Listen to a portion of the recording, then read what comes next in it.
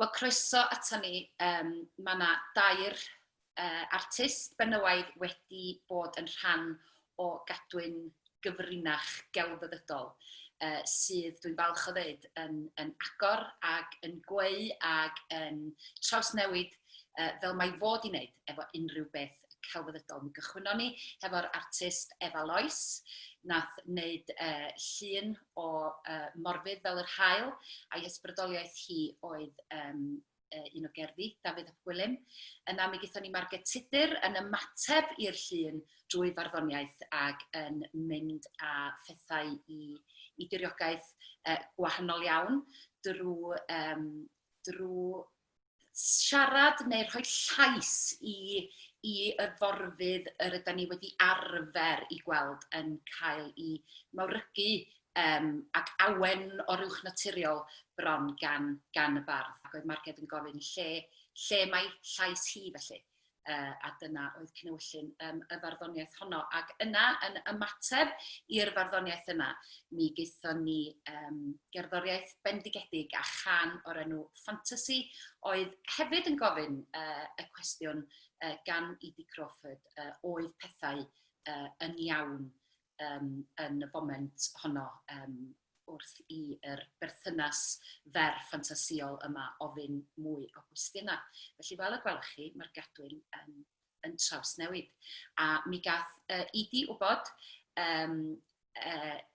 bod yr artist sydd yn ymateb iddi hi mewn ffordd fideo, i henw hi ydy Gweni Llwyd. Croeso ato ni, Gweni. Helo, dach chi'n iawn? Croeso i'r gadwyn, Gweni. Fel, dwi'n gobeithio bod chdi'n gweld gweddill y sgrin. Wyt ti'n gweld pwy sydd yn rhan o hon i gyd, y gadwyn? Yndw. Felly, oeddet ti'n gwybod, i ddechrau, be dwi ddim wedi ofyn i'r artistiaid eraill, a falle elli di roed ni ar ben ffordd fel cynulleidfa, ydy... Wythnos oedden ni'n cael ei ymateb. O gen i fi ddim clem yn lle o'n i yn y gadwyn, fyswn ni wedi gallu bod y person gyntaf neu'r un ola. Proses difyr. Mae'n proses difyr. Felly, oeddet ti'n gwybod taw Edie Crawford, oeddet ti'n ymateb iddi ar ôl gwrando ar y gam nes ti fynd, wrth gwrs, Edie di hwnna. Na, dim clem. Rwan dwi'n ffeindio allan, so falch o glywed hynny. Dwi falch. Reita, felly, Fantasy oedd y gan.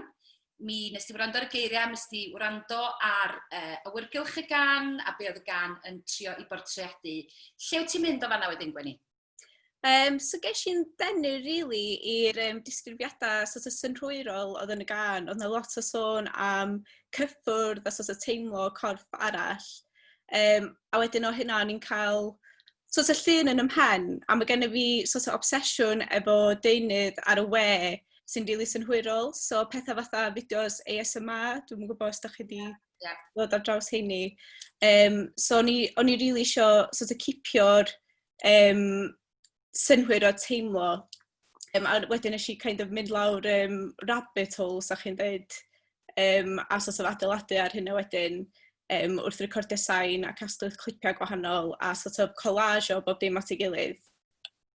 Dwi'n nodio fan hyn ac yn dweud, dwi'n ymwybodol o ACMR. Neu di just egluro falle bobl sydd ddim yn gwybod be ydyn nhw, a sut mae hyn wedi tyfu lot dros y blynyddoedd diwetha, a maen nhw'n denu lot fawr o gynulleidfa, dydyn? Ydy, so maen nhw wedi bod o gwmpas STA 2010, swn i'n dweud, ar YouTube, a mae yna gwahanol ar y we. A maen nhw'n fideos sy'n dangos fel arfer rhyw fath o sensation corfforol, a maen nhw'n sort of cipio teimlad hamddenol, sort of tawalyddol, sy'n sort of sbarduno rhyw fath o ymateb corfforol ganddoch chi y gwyliwr. A mae'n sort of dechrau, os ydych chi'n cael yr ymateb hwn, di pawb ddim yn cael yr ymateb wrth gwylio'r fideos yma, ond mae'n cychwyn sort of yn top y pen, a mae'n sort of pigo yn y clustiau, a mae'n cael ei sbarduno gan dalweddau sort of placid a syna fatha sybridion, crackles neu acenion sydyn. So maen nhw'n fideos rili diddorol, dwi'n meddwl. A maen nhw fod i fynd ar corff ar y mynydd, fel ti'n dweud, i'r lle hyfryd, llesmeiriol, tawel yna, sydd i fod yn gysur mawr i bobl. A mae rhai pobl yn ymateb yn hollol groes i hynna fyd, bod o'n sort of teimlad horrible, a fydden nhw ddim gwylio fideo llawn. So mae'n rili diddorol sut mae rhywbeth sy'n rili cysurol i'r un person yn gallu cael yr sort of effaith hollol groes i rhywun arall. Reit, da ni'n mynd at y gan, a da ni wedi chlywed hi, ffantasi. Lle nath honna fynd â chdi? Oedd hi'n droi di mewn stad feddyliol ffantasiol dy hun? Ia, ni'n sort of meddwl am y gair yma fantasy, a am ryw reswm o'n i'n gallu stopio meddwl am y teimlad. Dych chi'n gwybod, just cyn iddo chi ddisgyn i gysgu, a dych chi'n kind of mewn fantasy, dych chi'n kind of breuddwydio, a ni eisiau really cipio hynna yn y fideo i, bod o sort of, dych chi ddim hollol yna mewn ffordd, dych chi'n kind of breuddwydio, dych chi'n kind of fantasio mewn ffordd. Mi gan i weld dy damad fideo a lot o hynna yn efo. Mi nath o, na i fod yn onest, o'n i yn edrych yn efo, ges i nenyn fawr iawn oedd dy rythma di a be wyt ti wedi gwneud efo'r gwaith sain yn fendigedig. Felly dyma hi, ymateb Gweni Llwyd i di.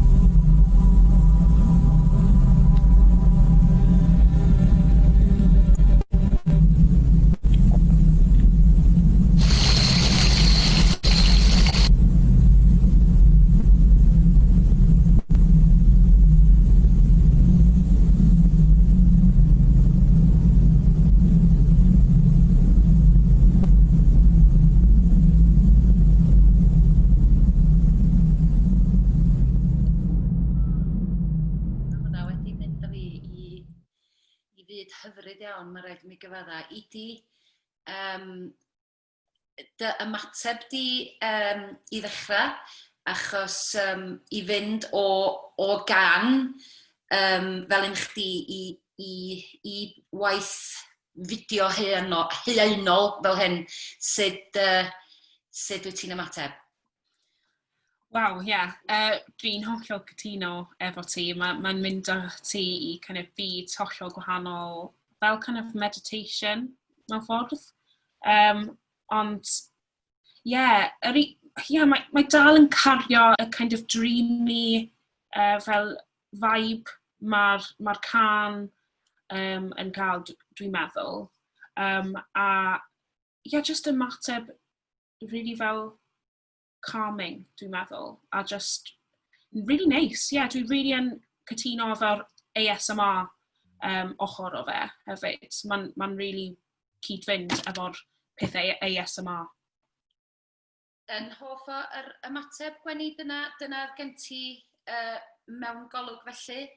O ran, mae'r cyffyrddiad, fel oedd i di'n dweud, yn amlwg iawn. A mewn amser falle, lle nad ydy cyffyrddiad wedi bod yn rhywbeth sydd wedi cael dod yn naturiol. Felly, i ni, ti'n meddwl falle bod y cyfnod yma hefyd yn effeithio chydig ar y gwaith? Ydw. Da ni gyd yn ffeindio ni'n hynna'n o flaen sgriniau fwy a fwy y dyddiau yma. A dwi'n meddwl oedd hwnna yn rhywbeth yn yn mhen i wrth greu'r gwaith. Bo' na kind of... Dych chi'n gwybod pan dych chi'n gweld rhywun ar y funud i gyd ydych chi eisiau gwneud ydy rhoi fatha cwtch mawr iddyn nhw a dych chi'n rili'n gallu. A o'n i'n hefyd yn meddwl am y ffyrdd mae pobl allan sbio am cysur ar y we i ryw raddau hefyd. Ie, mae'r y cysyniad yna dydy o ffindio hefo yr fideos ASMR enghraifft, bod chdi yn ffeindio'r y cysur rhithiol yma, mae'n deud y cyfan mewn ffordd am... Yndi, cytuno fe yna. A Margaret, dwi'n dweud ti hefyd yn nodio dy ben yn fanna. Nath hwnna fynd â chdi i fyd arall? Yn bendant. Dwi'n gweld o yn ddifyr sut da ni wedi mynd o'r llun cyntaf na, ac yn amlwg mae yna bethau di newid, ond eto mae yna themau cyffredin o ran diag, methu diag, dychymyg, cyffyrddiad. Mae'n fod yna, so ddifyr fydd o'n ddifyr gweld sut neith o symud mlaen eto wan. Yn sicr. Yn union beth ti'n newydd dweud, Margaret, dwi'n meddwl bod y themau, yn bod ni'n camu a bod y gadwyn yn mynd i diroedd gwahanol iawn, mae gynna ni yr is-themau yma sydd yn eich gwaith chi gyd, a dwi'n meddwl be fydd yn ddifyr pan ddown ni i'r artist diwetha ydy cysgwrs hefyd yn amlwg efo chi gyd, ond hefo Efa i weld beth ydy i theimladau hi am faint mor bell ydyn ni wedi mynd, ond hefyd wedi cadw yn agos iawn i'n prif themau o ddihangfa. A llais y ferch, dwi'n meddwl bod llais y ferch hefyd wedi dod yn rhywbeth, neu diffyg llais y ferch, wedi bod yn rhywbeth amlwg hefyd. Felly, fel dwi wedi gofyn y lleill, Gweni, wrth i chdi greu dy waith, wyt ti'n amlwg yn gwybod bod rhywun arall yn ymateb i dy waith di. Felly, wyt ti'n gorfod cadw'r gadwyn yna ar agor, ti'n gorfod cadw rhyw damad bach o'r drws yna ar agor iddyn nhw allu ymateb i ti. Oedd hwnna yng nghefn dy feddwl di, lle oedd ti'n yn mynd ar person nesaf yma, neu oedd ti'n trio anghofio am hynny? O'n i'n trio anghofio, ond oedd o'n rili anodd anghofio, dwi'n meddwl. O'n i'n cynhyrfu dwi'n bach, ddo. O'n i'n gweld o'n meddwl sort of neis bod rhywun am ymateb i'r deunydd o'n i'n gweld, a o'n i'n cael yn cynhyrfu gen. Ond hefyd, oedd o weithiau'n gallu teimlo dipyn bach yn rhwystredig, dwi'n yn gwybod. Ie. Mixed feelings. Felly, Gweni, oeddech chdi ddim yn gwybod pa gyfrwng fydd yr artist nesaf yn ymateb i ti, ond mi allai ddeud taw stori fer ydy hi, Felly mae be wyt ti wedi i greu yn mynd i ysgogi y stori fer fendigedig nesaf yma. A ysgwenwraig ydy Lleicydd Roberts. Felly, yn y man, mi fydda i yn cyflwyno Lleicydd Roberts i chdi, Gweni. Greit.